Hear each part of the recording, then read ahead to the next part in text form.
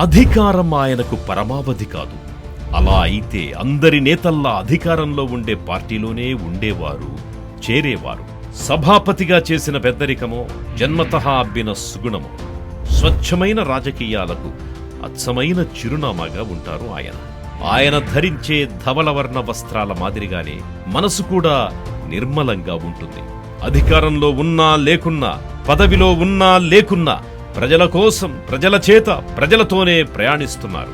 తండ్రి ముఖ్యమంత్రిగా చేసిన ఎటువంటి భేషజాలు లేని వ్యక్తిత్వం, తాను మంత్రిగా, శాసనసభాపతిగా పనిచేసిన నిరాడంబర జీవితం, దశాబ్దాల రాజకీయ జీవితంలో ఎవ్వరూ వేలెత్తి చూపని నైజం, జనంతో మమేకమైన నేతగా జనసేనతోనే తన రాజకీయ ప్రస్థానాన్ని కొనసాగిస్తున్నారు. నేటి తరం దూకుడు రాజకీయాల్లోనూ సంప్రదాయ సత్యకాలపు రాజకీయవేత్త. ఇంటి పేరు నాదెండ్లలో నాయకత్వం ఉంది. తన పేరుకు తగ్గట్టే మనోహరంగా ఉంటారు. ఆయనే నాదెండ్ల మనోహర్. ప్రస్తుతం జనసేన రాజకీయ వ్యవహారాల కమిటీ చైర్మన్ గా ఆయన పనిచేస్తున్నారు. ఆంధ్ర ప్యారిస్ తెనాలిని అందాల తెనాలిగా అభివృద్ధి చెయ్యాలనే జీవితాశయం ఇప్పుడు జనసేన తెనాలి అభ్యర్థిని చేసింది. గుంటూరు జిల్లా తెనాలిలో 1964 ఏప్రిల్ 6న నాదెండ్ల భాస్కర్ రావు, లలితా దంపతులకు జన్మించారు నాదెండ్ల మనోహర్. ఆయన బాల్యం, విద్యాభ్యాసమంతా హైదరాబాదులోనే సాగింది. నాదెండ్ల మనోహర్ ఉస్మానియా యూనివర్సిటీ నుంచి ఎంబీఏ పట్టా పొందారు. చదువుతో పాటు ఆటల్లోనూ మంచి ప్రతిభ కనబరిచేవారు. టెన్నిస్ లో నేషనల్ ప్లేయర్. దేశ విదేశాల్లో అనేక టెన్నిస్ టోర్నమెంట్స్ లో పాల్గొన్నారు. 1986 నేషనల్ గేమ్స్ లో పాల్గొని కాంస్య పతకాన్ని సాధించిన మనోహర్ డాక్టర్ అవ్వాలనుకుని యాక్టర్ అయ్యాననే రొటీన్ డైలాగులు లేకుండా ప్లేయర్ అయి ఉండి లీడర్ కావాలనుకున్నారు. తండ్రి నాదెండ్ల భాస్కర్ రావు చాలా మంది ముఖ్యమంత్రుల వద్ద మంత్రిగా కీలక శాఖలు నిర్వహించారు. ఎన్టీఆర్ ని దింపి ముఖ్యమంత్రి కూడా అయ్యారు. అయితే తాను స్వశక్తితో రాణించాలనుకుంటున్నానని తన తండ్రి నీడ పడకుండా స్వతంత్రంగా రాజకీయాల్లో అడుగుపెట్టారు నాదెండ్ల మనోహర్. కాంగ్రెస్ లో చేరిన మనోహర్ ఎన్నో పదవులను అలంకరించారు. ఆంధ్రప్రదేశ్ కాంగ్రెస్ కమిటీ జనరల్ సెక్రటరీగా ఉన్నప్పుడు ఆంధ్రప్రదేశ్లో ఎన్ఎస్యుఐ యూత్ కాంగ్రెస్ అభివృద్ధిపై దృష్టి సారించారు. తొలిసారి 2004లో గుంటూరు జిల్లా తెనాలి నుంచి కాంగ్రెస్ పార్టీ అభ్యర్థిగా పోటీ చేసి గెలుపొందారు.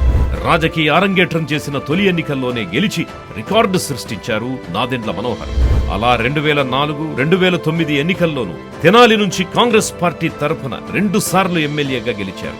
ఆయన ఎమ్మెల్యే అయిన తరువాత తెనాలి పట్టణ రూపురేఖలే మారిపోయాయి. నాటి ముఖ్యమంత్రి వైఎస్ రాజశేఖర రెడ్డికి అత్యంత ఆత్మీయుడిగా వ్యవహరించిన మనోహర్ తన నియోజకవర్గ అభివృద్ధికి 100 కోట్ల నిధులు సాధించుకున్నారు.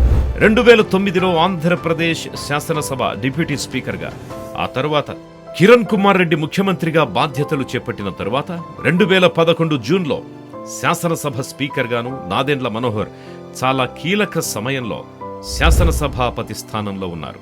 ఇదే సమయంలో రాష్ట్ర విభజన జరగడం కీలక పరిణామం. సమైక్యాంధ్రప్రదేశ్ చిట్ట చివరి స్పీకర్గా నాదెండ్ల మనోహర్ రికార్డు సృష్టించారు. రాష్ట్ర విభజన తరువాత 2014 ఎన్నికల్లో కాంగ్రెస్ పార్టీ తరఫున తెనాలి నుంచి పోటీ చేసి ఓడిపోయారు. అనంతరం కొంతకాలం రాజకీయాలకు దూరంగా ఉన్నారు. రాజకీయ సన్యాసం తీసుకున్నారని జోరుగా ప్రచారం కూడా సాగింది. అప్పుడే ఏర్పడ్డ వైసీపీలో గాని, టీడీపీలో గాని చేరుతారని అందరూ భావించారు. కానీ ఎవ్వరూ ఊహించని విధంగా నాదెండ్ల మనోహర్ అక్టోబర్ 2018లో జనసేన పార్టీలో చేరారు.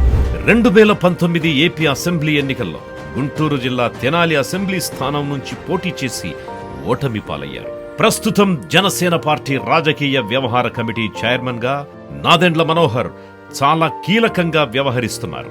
జనసేనాని పవన్ కళ్యాణ్ తరువాత నంబర్ 2 మనోహర్ అన్నంతగా పార్టీలో ప్రధాన పాత్ర పోషిస్తున్నారు. తెనాలికి ఆంధ్ర ప్యారిస్ అనే పేరుని శాశ్వతం చెయ్యాలనే నాదెండ్ల మనోహర్ కోరిక ఏ మేరకు నెరవేరుతుందో కాలమే సమాధానం చెబుతుంది.